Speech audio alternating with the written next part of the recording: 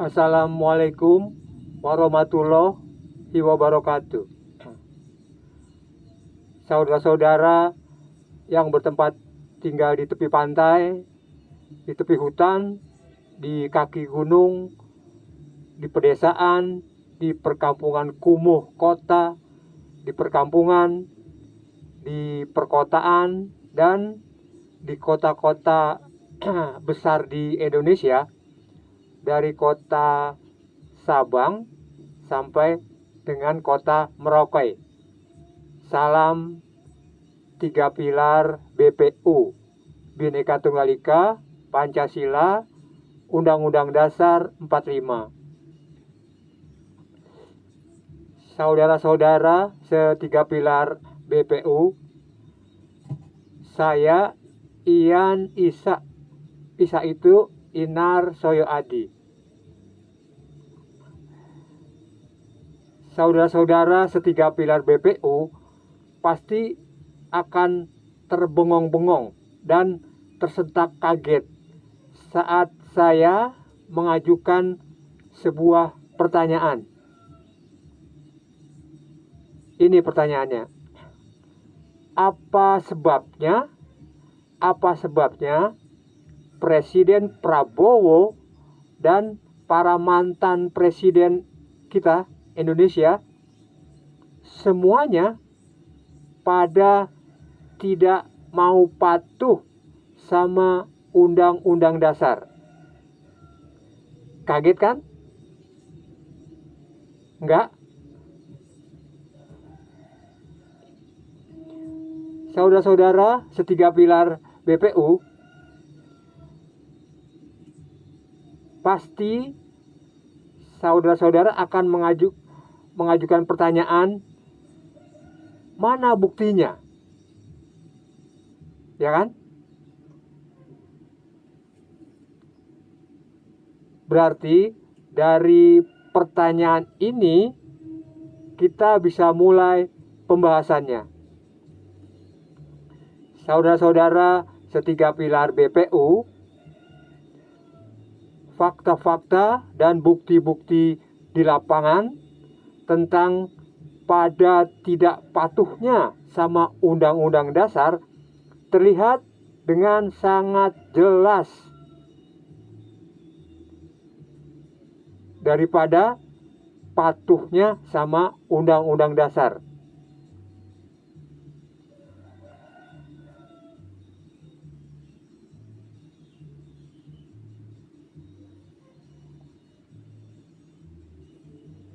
Data-data pada Arsip Nasional menyatakan dari zaman pemerintahan Soekarno sampai dengan saat ini di masa Presiden Prabowo lebih banyak tidak patuhnya daripada patuh sama Undang-Undang Dasar.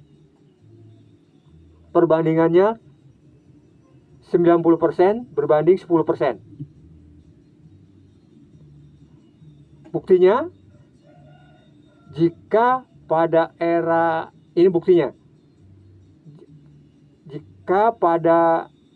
Soekarno sampai era Prabowo semuanya pada patuh sama Undang-Undang Dasar, maka kehidupan dalam berbangsa dan bernegara tidak akan seperti ini.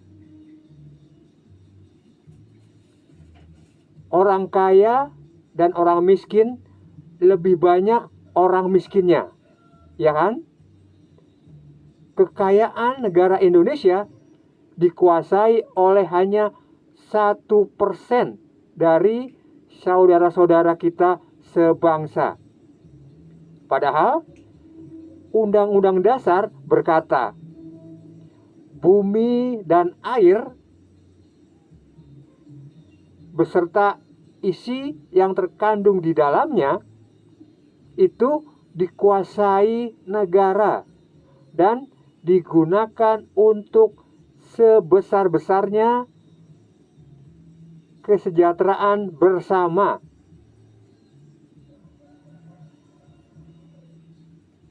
Ini adalah bukti secara keseluruhan. Fakta-fakta dan bukti-bukti pada tiap era pemerintahan sangat jelas dan sangat jelas terlihat dan kita bisa merasakannya.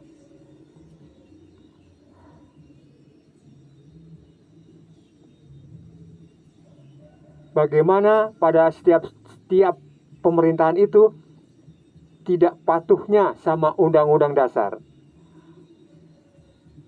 Pada zaman Soekarno, apapun alasannya, Undang-Undang Dasar diganti dengan undang-undang sementara, apapun alasannya. Lalu kembali ke Undang-Undang Dasar 45. Ini bukti betapa tidak patuhnya sama Undang-Undang Dasar. Pada zaman Soeharto, lebih jelas lagi terlihat beberapa hak-hak warga negara Indonesia diblokir oleh Soeharto. Jadi tidak bisa berfungsi. Seperti hak mengeluarkan pendapat dan hak berkumpul. Hak perlindungan hukum diblokir. Jadi tidak berfungsi karena digunakan untuk adanya kebijakan Petrus. Petrus itu penembak misterius bagi para orang-orang yang bertato. Dan seterusnya. Ini adalah bukti ketidakpatuhan Soeharto pada Undang-Undang Dasar. Kemudian pada zaman reformasi, dari zaman Habibie sampai zaman Joko Widodo, secara keseluruhan terlihat dengan jelas bagaimana para presiden itu tidak patuh sama Undang-Undang Dasar. Buktinya, dari zaman Habibie sampai zaman Jokowi,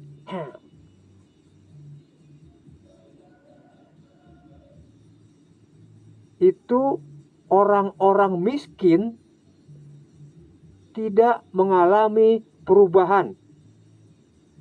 Posisinya tetap lebih banyak orang miskin daripada orang kaya. Dan posisi kekayaan negara Indonesia tetap dikuasai oleh 1% saudara-saudara kita sebangsa. Ini berarti dari masa Habibie sampai Jokowi, beberapa hak-hak dari warga negara Indonesia itu diblokir atau dikondisikan untuk tidak bisa digunakan atau dijadikan formalitas saja dalam kehidupan berbangsa dan bernegara. Dari semua hak-hak yang tertulis di Undang-Undang Dasar, apakah semuanya dipatuhi oleh para presiden di zaman reformasi? Tidak, bukan? Kemudian di zaman sekarang, masa Presiden Prabowo, apakah Presiden Prabowo patuh sama perkataan Undang-Undang Dasar? Sudah berjalan setahun pemerintahan Prabowo. Namun, dalam setahun ini sudah terlihat ketidakpatuhan Presiden Prabowo sama perkataan dari junjungan kita semua, yaitu Undang-Undang Dasar. Mana buktinya? Junjungan kita, yaitu Undang-Undang Dasar, berkata, politik luar negeri Indonesia adalah bebas dan aktif dan ikut serta dalam menggalang perdamaian dunia. Maksud dari perkataan junjungan kita adalah Indonesia bebas menjalin hubungan dengan negara manapun dan bebas bergerak aktif dalam menggalang perdamaian dunia tanpa berpihak dan menghakimi pihak manapun, tidak menghakimi pihak manapun dalam pergaulan internasional. Presiden Prabowo tidak mau patuh sama perkataan dari junjungan kita ini. Contohnya, ketika Presiden Prabowo ikut serta dalam perdamaian dunia, yaitu ikut dalam penyelesaian konflik Israel-Palestina. Presiden Prabowo menyatakan, jika Israel tidak mau mengakui Palestina, maka Indonesia tidak mau mengakui Israel. Apakah pernyataan Presiden Prabowo ini cerminan dari politik bebas aktif? Bukan, tidak. Pernyataan Presiden Prabowo bukan cerminan dari politik bebas dan aktif. Pernyataan Presiden Prabowo adalah suatu pengaturan. Ini adalah cerminan dari watak seorang komandan yang sedang mengatur anak buahnya. Jadi, pernyataan Presiden Prabowo bukanlah suatu solusi perdamaian, tapi mengatur negara lain. Artinya, Presiden Prabowo dalam ikut serta dalam perdamaian dunia menggunakan politik keberpihakan, bukan politik bebas aktif. Kemudian contoh yang lain ketidakpatuhan Presiden Prabowo sama perkataan junjungan kita, yaitu Undang-Undang Dasar, adalah kebijakannya tentang MBG, makan bergizi gratis. MBG ini adalah janji Prabowo ketika kampanye. Kini Prabowo sudah jadi presiden, maka mau tidak mau ia harus memenuhi janji itu.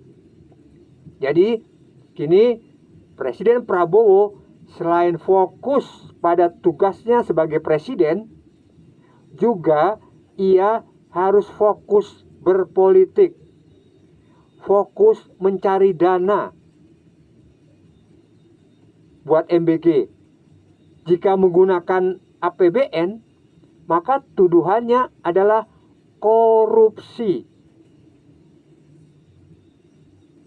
Kebijakan MBG adalah kebijakan makan bergizi gratis untuk para siswa-siswi Indonesia. Artinya, Presiden Prabowo memberi makan secara gratis pada anak-anak Indonesia. Mereka adalah generasi masa depan Indonesia. Jadi, di manakah ketidakpatuhan Presiden Prabowo atas perkataan junjungan kita? Di mana ketidakpatuhannya? Presiden Prabowo bukankah memberi makan gratis kepada anak-anak Indonesia? Saudara-saudara setiga pilar BPU, junjungan kita semua, yaitu Undang-Undang Dasar, berkata, orang-orang yang terlantar dan yatim piatu dipelihara oleh negara. Maksud dari perkataan junjungan kita ini adalah semua orang-orang yang terlantar hidupnya, baik itu orang lanjut usia atau lansia, orang dewasa, dan anak-anak, serta para yatim piatu, itu hidupnya dipelihara oleh negara. Minimal diberi makan dan diberdayakan kehidupannya oleh negara. Sedangkan Presiden Prabowo memberi makan hanya kepada anak-anak.